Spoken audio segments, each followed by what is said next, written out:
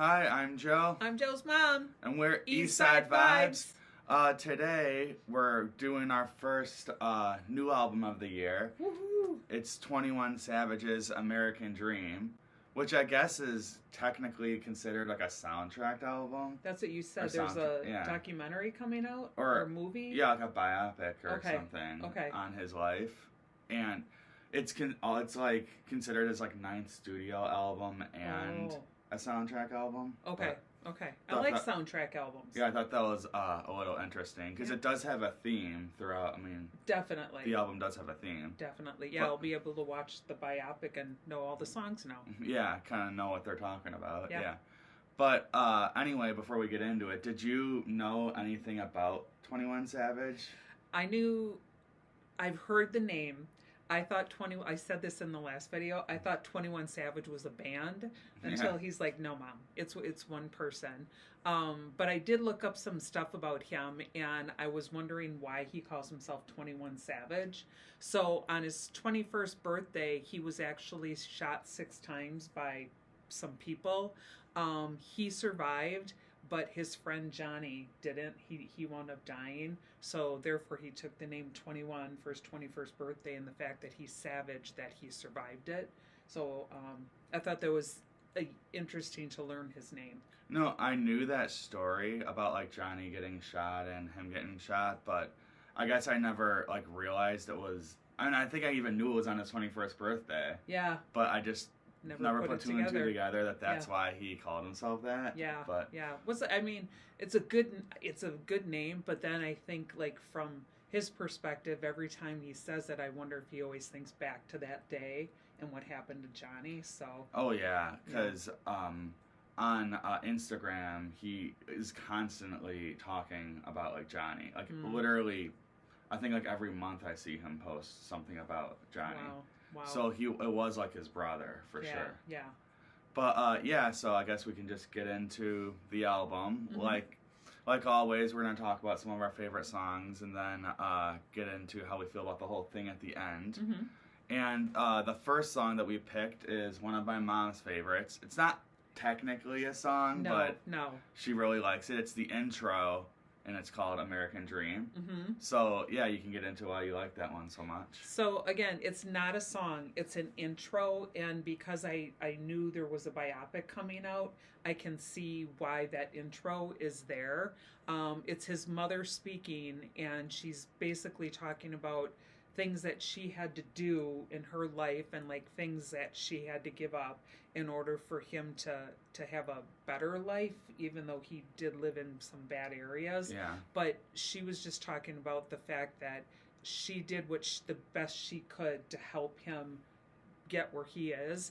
And from a parent perspective, I thought that was like a really good way to intro it, because as parents, you know, if you're a good parent, you should be willing to give up things for your child, you know, no matter what it is. And I think, in my opinion, I think that this intro will not only pull in 21 Savage fans, but maybe older people as well, because they're going to hear the mother speaking and be like, oh, yeah, and they'll want to watch and listen to it. I mean, as long as older people watch the movie. Yeah, I'm assuming they're not going to listen to this album right now. No, but yeah. I mean, if it'll pull people in. If he has that right at the beginning, which we don't know if he does, that'll pull you in immediately. I think the movie is produced by Donald Glover. Oh, you know, Childish Gambino. Yeah, and he's very good. So he's a very good actor, good singer, good rapper. Yeah, excellent. So it could end up being really good. And I think. I know I'm assuming he's playing 21 Savage. Okay. This guy, it's the guy from Stranger Things. Oh, the kid? Caleb McLaughlin or whatever his name is. Yeah, I know he's in the movie. I'm assuming he's playing 21 Savage. Oh, he's a good actor. That's a good one to put for him. Yeah. Oh my gosh, that's really good. I saw that on like the cover for the cover art for the movie. Yeah. So I thought that was cool. When is it coming out? Did they say? April or May, something like that. Is it going to be like a Netflix one, or is it in the theater? That I don't know. Okay, I'm excited about it. I'm looking forward to it. Yeah, I thought it was cool. Getting back to the album, I thought it was cool that he had his mom on this. I agree.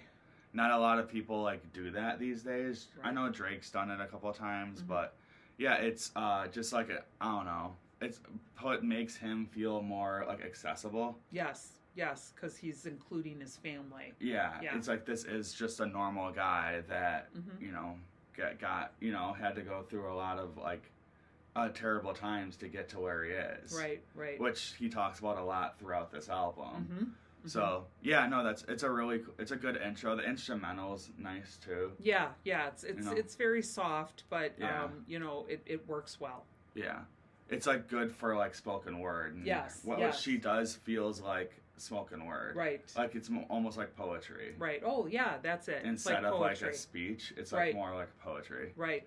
But yeah, so the next song we picked is another one of my mom's picks. You liked it too, though. Yeah. We're gonna. Yeah, it's a double pick. I would have probably picked this one maybe. Mhm. Either this one or another one of your picks actually. But yeah, it's Red Room. Mm-hmm. Spelt like Red Room from The Shining. Mm-hmm. And yeah, you can get into why you like this one so much. So the first thing that caught me, and you said that you had looked it up, that the musical intro was by an opera singer. Yeah. Right, but for me, when I heard the musical intro, I automatically thought of old Hollywood, like Gone with the Wind or things like that, the music that brings you in there. So that really pulled me in right away.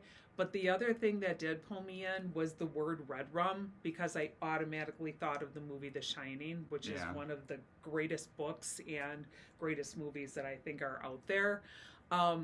I had to look up a couple things because I was misunderstanding. So he talks about G Block a lot, and apparently G Block is a place in Atlanta. I thought it was referring to G Block in prison. So I had to get that part. And then I also found that there's a lot of references in there. So for example, he references O.J. Simpson because apparently 21 Savage's brother got away with something similar to that. I think he's trying to bring that in. Yeah. And then I had to look up the Three Little Pigs because I'm like, why would he have that? Well, he did it because of the movie The Shining. Because when Jack Nicholson, he's like, little pig, let me come in. And it's all a part of Red Rum. Yeah, so that's a good reference. it is a really good reference. I liked how the chorus, when he'd just be like saying red rum all over. That was good. It's like referring to like all of the murder that he's seen in his life. Yep. And like, it's like, it feels I think the instrumental is super cool because the intro feels so like light and like I don't know, like it nice. Does. Yeah, like I said, old Hollywood. But the way it gets like flipped, it almost has like a sinister dark. feeling. Yes, yeah, sinister. It feels kind of mean. Yep. And the chanting of Red Room on the chorus really like punches that home. Oh, big time. It's a pretty like intense song for especially for like how like light the beginning is. Yes, yeah. He pulls the music together really well. And his flow is really good on it too. It's like his classic 21 Savage flow. You were saying that you think that or not even you, people say that he is not good at lyrics. Like lyricism. Yeah, I don't agree with that. Okay.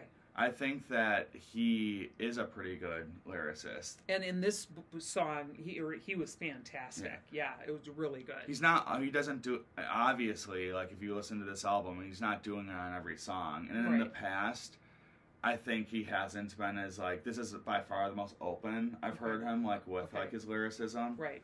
So maybe he's just getting better, which is cool. But, especially like this late into his career, like people usually aren't getting better, but maybe he is. Right. Well, the fact that they're doing a biopic about him too. I mean, he's not that old, and that's something to say that he's obviously influenced, the rap world and people and all that. Yeah, for sure. He's been like a really big integral part of like Atlanta trap music for a long time. But yeah, no, like I said, I don't think that I think there are cases like this song where he shows he can be a very good lyricist. He just doesn't do it all the time. And that's okay because a lot of his music is just meant for like feeling good. Mm-hmm. You know, Yeah, not I so agree. much of this Not album. Red Rum. Yeah, Yeah. but Yeah, no, I agree. It's not about feeling good because this is about his life, yeah, which again is what the biopic is going to be based on. yeah. In the past, like most of his music was more about just like partying, Okay. not, or I mean, it's like not about partying, but it's like party type music. Yeah, It's not yeah. meant to like make you think. Right. Yeah. This makes you think a lot. But yeah, so the third song we picked was one of my picks. Mhm. It's NHIE, or Never Have I Ever, Hmm. featuring Doja Cat. And you know you're a fan of Doja Cat. I actually thought her album that came out last year was like pretty good, like, Mhm. or very good. Hmm. It wasn't in like my top of the year, but it was like pretty close. Hmm. She's obviously been a pretty controversial person based on some of the Oh, stuff yeah. that she said, Oh but yeah. or and done, but she definitely proved that she could rap on that album. Hmm. And when I heard this song, I thought like it literally just sounds like a Doja Cat like pop trap song. And that he's just helping out on it. Yeah. And then yeah. I looked it up, and apparently this song was recorded for her album Scarlet, Oh. but they just ended up cutting it. Okay. And so instead of putting it on like the bonus edition, they let him put it on this album. Oh wow. And they must have changed it a little bit, because I'm assuming Doja Cat was probably the main artist. Right. And So they- you have to change it up. So he yeah. probably, recorded like another verse so he could be the main artist. Right. But yeah, because it does sound like a Doja Cat song. It Like does. the instrumental It does. has like, it feels like her, some of like her songs on that album Scarlet. Hmm. So I was like, this is a little weird, but it sounds really good. He does a good job on it. So, He does a very good job. but I would say that Doja Cat is the main reason that this song is Mhm. good. Her flow is really good. Yes. The way her voice contrasts his Oh. is really nice. I like that a lot. I would Right. like to hear more music from them together. Actually, Hmm. because of that. Mhm. Because like how like deep his voice is compared to how like high pitched Right. hers is. It Right. sounds very cool. Right. When you can get the two people together who can really connect like that, that's good. Sometimes people do collaborations. You're like, oh, that's Yeah. not good. This is a good collaboration. Yeah, this sounds supernatural. Hmm. And her ad-libs, where she says ad-lib is funny. Yeah. Yeah. Because she's obviously making fun of 21 Savage, because Right. he always like says his own name. Yep. She should have said Doja, because that would have been funnier. Yeah. But yeah, it's like this song doesn't necessarily feel like it belongs in the album that much. It's Okay. like the one song to me that doesn't fit that much. Fit the storyline. Yeah, but it is one of the best songs on the album, so I had Right. to include it. Right. But Doja Cat is the reason that this song is Is so good. good, in my Gotcha. opinion. Good. But so our next song is Nina featuring Travis Scott, and I think it was produced by Metro Boomin. Travis Scott. He's good. And Nina has a sound that I would never expect to hear from 21 Savage or Travis Scott. Yes. Yeah. Yeah. Yeah, literally through through their vocals and also through the instrumental. Like the Mhm. instrumental reminds me a lot of like early 2000s, like like that very like sparse like Neptunes, the Yes. Neptunes produced music. Like Yes.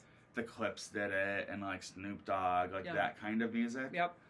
And it has like a trap beat, but like I don't know, it just reminds me a lot of that. Right. Right. And I would never have imagined to hear Travis Scott or 21 Savage on that kind of instrumental. Right. And it's produced by Metro Boomin, and he's not known for that kind of instrumental either. Mhm. So that definitely Worked shows out how I don't know, like how like diverse he can be as a producer. Right. I mean, we knew that, but Right.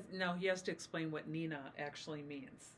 oh well. I mean, I don't know. I didn't know, but then again, I'm older. Yeah, I'm assuming people who listened to the song picked up what it meant. I just thought it was funny because, like, when I first heard it, I must have missed the lyric. Mm-hmm. But he's talking about his Nina, so, like, he's referring to a Tech 9, Okay. and he's calling it a Nina.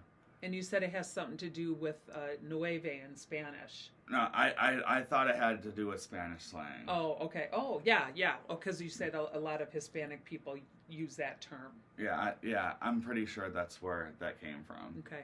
Yeah, but interesting. I've heard the term. I've heard Nina in other songs, but Okay. like I don't know why I didn't like put two and two together there when Yeah. I first listened to it. Yeah. Again, I just thought it was a person. But yeah, no, it's. I thought it might be referencing the melody at first, but I'm like, oh no, he talks about the Nina. Mm-hmm. But yeah, like I said, Travis Scott especially, his voice like it sounds very different on this. Yes. Not what you normally think of. Yeah. And he has like a more like stereotypical like trap rap flow, which is also not what you would like imagine from him. He didn't do any of this on Utopia. Right. I don't think there's one song where he raps like this. No. And I haven't heard him do this much in the past, so it just kind of shows, how diverse he is. Yeah, how like varied he can be with like his deliveries. And 21 Savage also I think sounds a little like different on this. His flow is like a lot different than what you would normally expect from him. Correct. And it makes the song it like really sticks out to me. This one, I think I don't know. It's so different. Yeah, it's different than everything. It's not different in the way NHIE is. It still fits into like the flow of the album. But the way it sounds. But yeah, it's just like I don't know. It's a lot more raw in my opinion than anything else on the album, and I like that a lot. It feels very harsh. Yes. And that like fits in with like the lyrics of the song. Correct. So. But yeah, that's how I felt about Nina. I think Nina's a really cool, one of the cooler tracks on the album for sure. The fifth one we picked is one that I would have picked too, but it's technically my mom's. It's Should Have Worn a Bonnet by featuring Brent Faiyaz. That's what pulled me on is Brent Faiyaz right away. Right? Yeah, I know. After I introduced you to or her to Brent last year, she's become a big fan. Big fan. I knew you would like this one, and yeah, I'll let you talk about why you like this song so much. So, for me, the very first thing I had to figure out was like, what does the title of the song mean? And there's varying explanations of it, but the most popular one is that he's talking about a relationship. And it's about a relationship that just went south, and so the fact that you can have negative things happen in a relationship. So the title Should Have Worn a Bonnet is referring to when you have those bad things happen in a relationship, you're kind of all like, but and your hair could get crazy if you think of it from that perspective. So if you wore a bonnet, it would like keep you better like connected or just put together better. Keep you like tamed. Yeah, keep you tame, keep you, better. What I also thought was good in there as well is that he sampled a Mary J. Blige song, and it was called I Don't Want to Do Anything, but the part he was sampling is by Casey Haley. And so it's not Mary J. Blige, her voice in there, it's Casey Haley, and she's got a great voice. So I really liked the way it sounded. I thought it was an interesting title and an interesting story behind it. I would say that, like NHIE, and I don't know if this is just because of Brent's voice, this feels a little bit more like it could have been a Brent song than a 21 Savage song. Like the instrumental reminds me a lot of like some of his music too. Like he samples a lot of like 90s. I mean, you heard that on his album last year. Yeah, definitely. Samples a lot of like late 90s R&B. But I think 21 Savage it sounds really good on this. Yes. I know 21 Savage loves 90s R&B. It's kind of funny. It's funny to hear. When I saw him with Drake this last summer. Yep. When he walked out, I can't remember what song was playing, but it was like an Aaliyah song. Oh. Yeah, and because and if you follow him on Instagram, he'll go live listening to 90s R&B all the time. That's definitely his favorite genre. Oh, I gotta put him on Instagram. He actually had an album with Metro Boomin a couple of years ago. Okay. And most of the instrumentals were sampling 90s R&B songs. Wow. So this isn't doing this is not that different for him. He does do this kind of thing a lot, and his how his voice contrasts Doja Cat's. I think his voice contrasts this style of instrumental. Yes. And Brent's super well. Yes. The deep and gruff texture makes the song. Makes him stand out on an instrumental this. Right. And Brent Faiyaz. yeah, and, Great. I mean, he obviously just sounds great on this. Correct. But yeah, I would say this is definitely, this might be the best song on the whole album, in my opinion. All right. Either this or maybe Nina. Okay. But it's not just because, even though it feels like a Brent song, it's not just because of Brent. I think 21 Savage also sounds great on this. Sounds great on it. Yeah. And so the last song we picked, it's one of my picks. It's Just Like Me, featuring Burna Boy, and it was also produced by Metro Boomin. A lot of this, I thought the whole album would be produced by Metro Boomin, but obviously it's not, because there are songs that say featuring Metro Boomin. Right. So he just had a hand in most of the production, but correct. He like specifically produced a few of these songs, and funny, two of my picks were those ones. Right. That just shows how good of a producer he is. Correct. And Just Like Me is another song that like does not, I don't know, it doesn't sound like something you would ever expect from 21 Savage. It doesn't really even have a trap sound that much. No, like it the doesn't. beat doesn't have like those like fast hi-hats you would expect from trap. Right. It's more like old school like rap, like Yes. almost like underground rap. Yep. Yeah, we talked about that. And I think Burna Boy like sounds awesome on this. I always love Burna Boy. I'm a big Burna Boy fan, and I always love when American artists feature him because he just has like a real. I think his accent sounds like really interesting compared to like when he's like on songs with American artists. Right. It really sticks out. Yeah, you can hear it. Yep. Yeah, his tone is really nice on this instrumental, and 21 Savage, like once again, like his gruff like and harsh tone like contrasts the instrumental in a really cool way. Okay. Like the instrumental is this is probably one of the lighter feeling songs on the album. Okay. And but his voice really pops on it. Okay. Because of just how like I don't know, like tough it is, I guess, compared to, and Burna Boy's voice actually stands out too, because Burna Boy is like more known for like that like upbeat like Afro pop style of music, and this obviously is not that. Right. So I don't know, it just makes his voice like pop more on this like slower style of song. Right. I like in my opinion, I just really like the way this album was put together, knowing that it's put together for a biopic. Yeah. One of my favorite albums of all time is Purple Rain, but when you listen to the songs, there's not like, there is a story behind it, but not, you really have to look for it, or you have to know Prince's life. But in this one, you can hear and understand his story throughout the whole thing, where he's coming from, what it means to him. And again, unless you're a Prince fan, you might not understand that for Purple Rain. So I found it really interesting to be able to listen to this and go, wow, they're putting out something about him, and every song just relates to him. It's really good. It does feel like sort of chronological too. Yes, like, definitely. Where it's kind of like going through a period of time. Right. Again, I'm looking forward to it. Yeah. But so that's how we feel about 21 Savage's American Dream. I'll let you get into, I should say that was our favorite songs. Right. I'll let you get into how you feel about the whole album and your rating. So again, I just like the whole album in itself, and again, I keep referring back to the fact that you told me that there is going to be a biopic behind it. So when I listened to it, I was really listening for his story, and again, that the fact that he starts out with his mom, talking about things that I thought was fantastic, and then as you go through, you can feel what he went through in every song, and I really liked that. I thought this is, if you what do they call albums that go with movies? Those, there's a certain name to them.